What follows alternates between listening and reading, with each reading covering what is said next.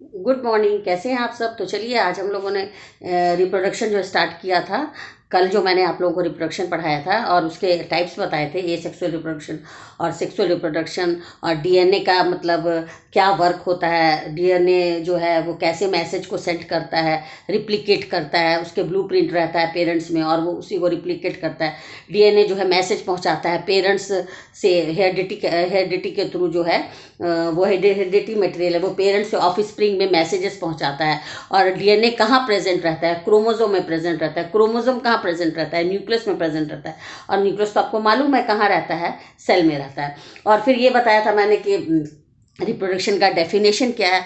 तो रिप्रोडक्शन का डेफिनेशन तो याद ही होगा, the process of giving birth, the process of giving birth of its own kinds in the living organism is known as reproduction. अपने ही जैसे जन्म की उत्पत्ति करने वाले की प्रक्रिया को हम लोग प्रजनन कहते हैं। हाँ, the process of giving birth of its own kind, ये जरूर लिखना है, of its own kind in the living organism is known as reproduction. ठीक है ना। तो उसके बाद से ए सेक्सुअल बताया था मैंने कि दो तरह का रिप्रोडक्शन होता है, ए सेक्सुअल और सेक्सुअल। ए सेक्सुअल में बताया था मैंने कि ए सेक्सुअल रिप्रोडक्शन में आपका कौन कौन सा होता है। तो देख लीजिए, ए सेक्सुअल रिप्रोडक्शन जो है, रिप्रोडक्शन, हाँ, ए सेक्सुअल रिप्रोडक्शन में बाइनरी फिजन बता दिया था मैंने। बाइनरी फिजन, फिजन का मतलब होता है टूटना, एक से दो, है ना। और फ्यूजन का मतलब होता है दो मटेरियल मिलकर एक बनाए। और फिजन का मतलब होता है दो से एक बनना। तो ये जनरली आपका इसका एग्जांपल अमीबा में दिया था। अमीबा जो कि एक यूनिसेलुलर ऑर्गेनिज्म है, मल्टी और माइक्रो ऑर्गेनिज्म है, इसमें ही जनरली ये होता है, न्यूक्लियस बड़ा हो जाता है, सेल बड़ा होता है, अमीबा बड़ा होगा, उसका धीरे धीरे न्यूक्लियस भी बड़ा होगा, धीरे धीरे वो कंस्ट्रिक्ट बीच में कर जाएगा। कंस्ट्रिक्ट करने के बाद जो साइटोप्लाज्म और न्यूक्लियस वो दोनों में अलग अलग हो जाएगा और धीरे धीरे वो एक से दो बन जाएगा ना। ये बताया था। दूसरा होता है मल्टीपल फिजन। ये मल्टीपल फिजन, फिजन मतलब वही, ये भी क्या होता है कि एक ही ऑर्गेनिज्म है और उसी में एक सेल वॉल है और उसी के अंदर जितने भी division, by division, cell division होते हैं, उसके साइटोप्लाज्म डिवाइड कर करके क्या करते हैं, बहुत सारे छोटे छोटे सेल्स में बन जाते हैं। और जब पूरा भर जाते हैं तो वो बाई द प्रेशर और रैप्चर कर जाता है उसका आउटर कवरिंग, और सारे जो है वो सेल्स जो है वो बाहर आ जाते हैं। तो ये मल्टीपल फिजन हुआ।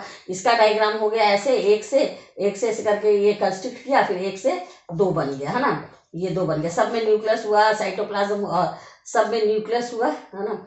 और ये इसी तरह से ये फिजन हुआ। फिजन में क्या होता है, एक ही रहता है और इसके अंदर बहुत सारे छोटे छोटे छोटे छोटे सेल बन जाते हैं। साइटोप्लाज्म और न्यूक्लियस ले करके, साइटोप्लाज्म लेगा, उसके बीच में न्यूक्लियस आ जाएगा, मतलब कि डिवीजन होता है। और इसके अंदर जो साइटोप्लाज्म में डिवीजन होता है, फिर ये बाहर वाला जो कवरिंग है ये रैप्चर कर जाता है और सारे जो है बाहर निकल जाते हैं। फिर थर्ड मैंने बताया था बडिंग, है ना। सुन लीजिए, ये रिकैप है, ये सब रिकैप है, मतलब एक बार आपको रिवीजन हो जाए। बर्डिंग जो है जनरली किस में होता है, हाइड्रा में होता है, ईस्ट में होता है ना। इसमें एक छोटी सी बॉडी में एक तो छोटा सा बर्ड टाइप का निकलता है, कली का निकलता है, वो धीरे धीरे बड़ा होता रहता है और बिल्कुल पेरेंट्स के साइज का हो जाएगा। उसके बाद से जब वो पेरेंट्स के साइज का होगा तो वो नीचे से डिटैच हो जाएगा, अलग हो जाएगा। और हाइड्रा जो है वो अलग होने के बाद यहाँ से कली निकली, ये टेंटिकल्स था, ये टेंटिकल्स था, ये निकलने के बाद ये धीरे धीरे बड़ी हुई। जब बड़ी होने के बाद ये पूरा मैच्योर जब हो गई ये टेंटिकल्स वाली, तो ये माँ से बिल्कुल अलग हो गई, पेरेंट्स हाइड्रा से ये अलग हो गई।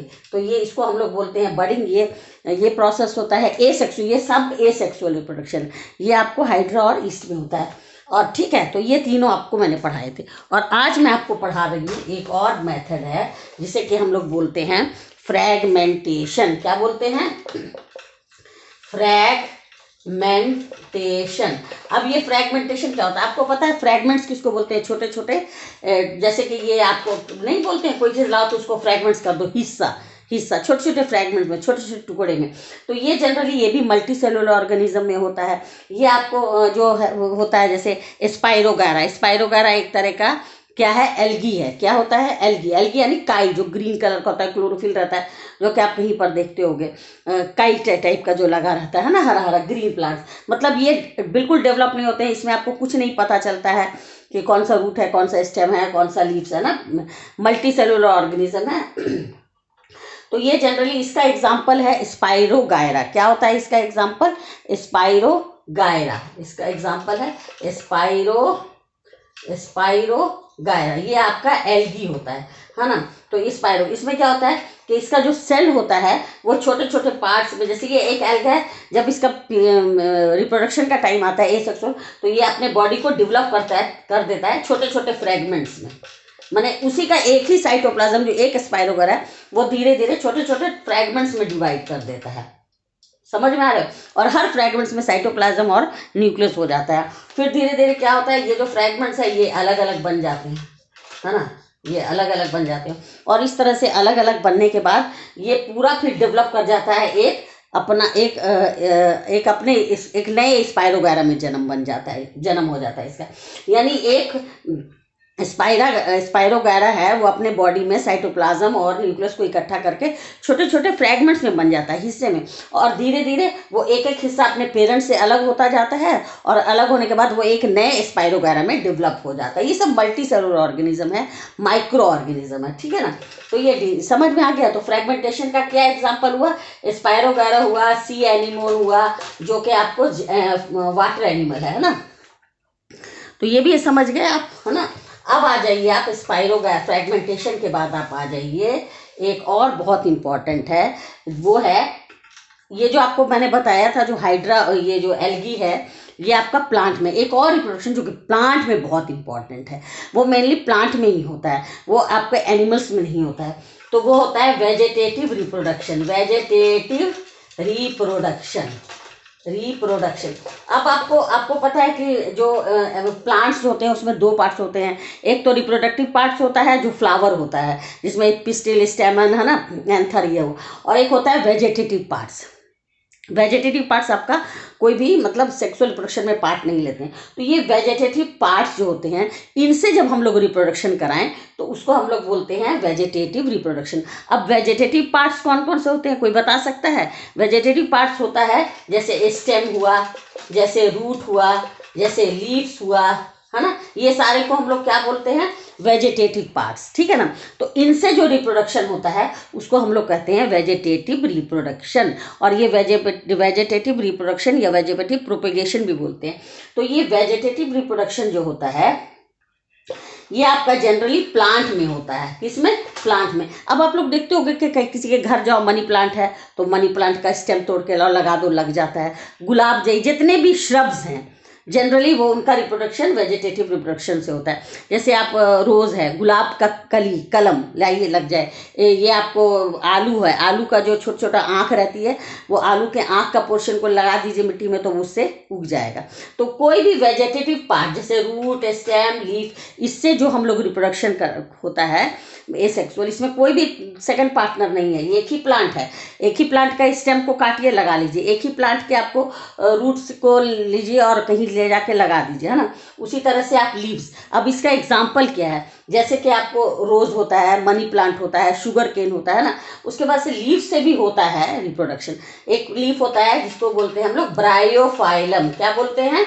ब्रायोफाइलम। ये एग्जाम में हमेशा पूछता है कि कौन सा ऐसा लीफ है जिसमें एसेक्सुअल रिप्रोडक्शन होता है, तो याद रखिएगा ब्रायोफाइलम। इसमें क्या होता है, ये लीफ होता है, लीफ के किनारे किनारे बहुत सारी बर्ड्स होती है। क्या होती है? कली होती है ना। और यही कली जो है, ये यहाँ पर कली होगी, यही कली जो है एक प्लांट बन जाएगा, है ना। इसमें एक प्लांट बन जाएगा, फिर वो पूरा प्लांट बनेगा, फिर वो प्लांट बनने में लीफ बनेगा, फिर उस लीफ से, तो इसका लीफ से ही रिप्रोडक्शन होता है। यानी लीव्स में बड रहता है, वो बड बड़ा होकर के ग्रो करके आपका एक नया प्लांट बना देता है। तो सोच लीजिए, जितने भी वेजिटेटिव पार्ट से रिप्रोडक्शन होता है उसको हम लोग बोलते हैं वेजिटेटिव रिप्रोडक्शन। अब ये जो वेजिटेटिव रिप्रोडक्शन होता है, ये इसको हम लोग 2 पार्ट्स में डिवाइड कर देते हैं। अगर आप चाहिए तो डिवाइड कर सकते हैं, आगे हम बता दे रहे हैं नॉलेज। एक होता है आर्टिफिशियल रिप्रोडक्शन, वेजिटेटिव रिप्रोडक्शन, और एक होता है नेचुरल रिप्रोडक्शन, है ना। नेचुरल रिप्रोडक्शन और एक आर्टिफिशियल होता है वही, जैसे हम किसी के घर गए, बहुत अच्छा मनी प्लांट लगाया, हमने उसका कट किया स्टेम और लाके लगा दिया। तो पहला होता है कटिंग, समझ में है ना। कट किया हमने, उससे कुछ भी प्लांट से कोई भी उसका वेजिटेटिव पार्ट को निकाला और लाके गमले में लगा दिया, तो वो हो गया कटिंग मेथड, समझ में आ गया। दूसरा होता है लेयरिंग में क्या होता है, जैसे कि लेयरिंग में हम आपको बता देते हैं लेयरिंग में क्या होता है। लेयरिंग में जैसे कि ये ज़मीन और ये प्लांट ग्रो कर रहा है, बहुत अच्छा प्लांट है। तो ये प्लांट्स है, इसमें प्लांट्स में क्या किया कि हम लोगों ने इसका एक ये स्टेम का एक ब्रांच लिया और उसको ब्रांच लिया ब्रांच को निकाला और उसको ले करके ऐसे लगा दिया ज़मीन पे, है ना। इसके ब्रांच को हम लोगों ने लिया और उसके इधर लगा दिया। धीरे धीरे क्या होगा कि इस ब्रांचे से नीचे रूट्स डेवलप करेगा। क्या डेवलप करेगा? रूट्स डेवलप करेगा और ऊपर स्टेम डेवलप करेगा और फिर ये नया प्लांट बनाएगा। फिर इधर से कोई स्टेम बड़ा हुआ, इसको हम लोगों ने फिर आगे ऐसे दबा दिया, फिर इधर से रूट डेवलप करेगा और इधर से स्टेम। धीरे धीरे ये इससे डिटैच होता जाएगा। तो एक ये नया प्लांट बन गया, है ना। तो इसको हम लोग बोलते हैं लेयरिंग। जमीन के साथ साथ स्टेम को लगा दिया, उससे नीचे रूट बना, रूट ने मिनरल्स ग्रो किया, स्टेम निकला और ब्रांचेस निकली और आपका नया प्लांट बन गया। फिर तीसरा होता है ग्राफ्टिंग। ग्राफ्टिंग में क्या होता है कि इसमें थोड़ी सी मेहनत है। इसमें क्या है, आप एक प्लांट लगा हुआ है स्टेम, उसमें आप किसी दूसरे प्लांट का स्टेम लीजिए। जैसे ये एक प्लांट है, ये दो प्लांट है, मैंने इसका ये स्टेम लिया और इसका तो स्टेम है ही नीचे, और इस स्टेम को इस स्टेम के साथ ऐसे बांध दिया, बांध के लपेट दिया प्लास्टिक से, पॉलीथीन, और धीरे धीरे ये नीचे इसका रूट गया और इसका तो रूट है ही नीचे स्टेम से, और धीरे धीरे ये जो फिर आगे जाकर के बढ़ के एक नया प्लांट बना दिया। यानी एक गमला में क्या किया, एक स्टेम लिया इस एक कलर का और एक दूसरा स्टेम लिया दूसरे प्लांट का, और दोनों को यहाँ पर मिला दिया, बैंड कर दिया। फिर ये धीरे धीरे ग्रो करने लगता है। जब ये ग्रो करने लगेगा तो इसमें जो कैरेक्टर आएगा प्लांट का वो ये दोनों का आएगा, ठीक है ना। तो इसे हम लोग बोलते हैं ग्राफ्टिंग। तो अब आप समझ गए। अब है नेचुरल प्रोडक्शन। वेजिटेटिव रिप्रोडक्शन क्या होता है? नेचुरल वेजिटेटिव प्रोडक्शन होता है जैसे कोई लैंड है, ज़मीन है, उस पर आज देख रहे हो तुम कुछ भी उगा हुआ नहीं है, 4-5 एक वीक के बाद देखोगे बारिश होने के बाद वहाँ पर पूरा उग गया, घास उग गई। कैसे उगाई भाई? अरे उसमें पहले का ही कुछ पार्ट गिरा होगा, स्टेम होगा बचा हुआ, पहले का एग्जिस्ट किया हुआ कुछ पार्ट होगा, रूट होगा या स्टेम होगा, लीव्स होगा, जो कि बाद में फेवरेबल कंडीशन आने पे वो जर्मिनेट कर जाता है। तो वो आर्टिफिशियल, उसमें आपको मेहनत नहीं करना, ना कट करना है, ना ग्राफ्ट करना है, ना लेयरिंग करनी है, वो अपने आप ग्रो कर जाता है। तो ये सब होता है वेजिटेटिव रिप्रोडक्शन। तो समझ में आ गया। एक लास्ट और बचा है जो कि मैं आपको बता देती हूँ, वो होता है स्पोर्स। स्पोर्स से ये जनरली मॉस या फ्यूनेरिया में होता है। मॉस या फ्यूनेरिया एक प्लांट होता है, ये जनरली उसमें होता है। क्या होता है कि प्लांट्स जो होता है ये एक तरह का फंगस भी होता है, इसको हम लोग बोलते हैं फंजाई है। ये क्या होता है, ये प्लांट ग्रो किया, जब ये मैच्योर कर गया तो इसके ऊपर में बहुत सारे स्पोर्स बने, छोटा छोटा लगोगे कि गोल गोल टाइप का स्पोर्स बन गया। इसको हम लोग बोलते हैं स्पोरेंजियम। क्या बोलते हैं? स्पोरेंजियम।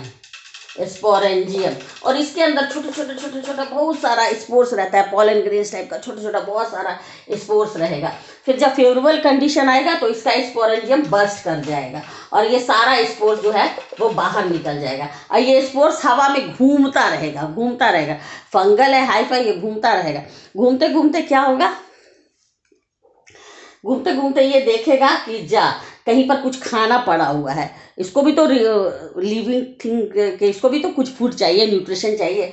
तो सैप्रोफाइटिक जनरल, तो ये घूमेगा देखेगा कि कहीं पर हमको खाना मिल रहा है, बस ये सारे स्पोर्स उस पर चले जाएंगे और उससे सारा न्यूट्रिएंट्स लेके ये ग्रो करने लगेंगे। और वो अब नीचे जो हाइफा है वो खाने पर, जैसे ब्रेड मोल्ड भी इसको हम लोग बोलते हैं, ब्रेड मोल्ड या मशरूम, है ना। मोल्ड एंड मशरूम इसी तरह से ग्रो करता है। ये स्पोर्स जब फटेंगे स्पोरेंजियम के अंदर तो ये घूमते रहेंगे, कहीं पर खाना देखेंगे उस पर ये ग्रो करने लगेंगे, उस पर जाके ये हाइफा से पूरा उसको जकड़ लेंगे, उसके न्यूट्रिएंट्स को लेने लगेंगे और ये ग्रो कर जाएंगे। मशरूम ये बोल, तो इसी को हम लोग बोलते हैं स्पोर्स। जो हम लोग बोलते हैं नहीं कि खाना को कभी हमेशा ढक के रखना चाहिए।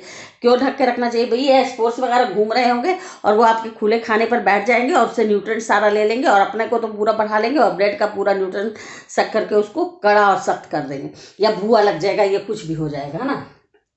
तो ये होता है स्पोर्स फॉर्मेशन। तो आपने कितना तरह का एसेक्सुअल रिप्रोडक्शन देखा? Budding, binary fission, multiple fission, budding, vegetative reproduction, spores formation और वेजिटेटिव प्रोपेगेशन या वेजिटेटिव रिप्रोडक्शन। तो ये आप लोगों ने इतना समझ लिया। और और यही सब आपके लिए बहुत इंपॉर्टेंट है। तो ये जो है 2 तरह का रिप्रोडक्शन हम लोग को पढ़ना है, एसेक्सुअल और सेक्सुअल। तो अब हम लोग जो नेक्स्ट स्टार्ट करेंगे वो सेक्सुअल रिप्रोडक्शन।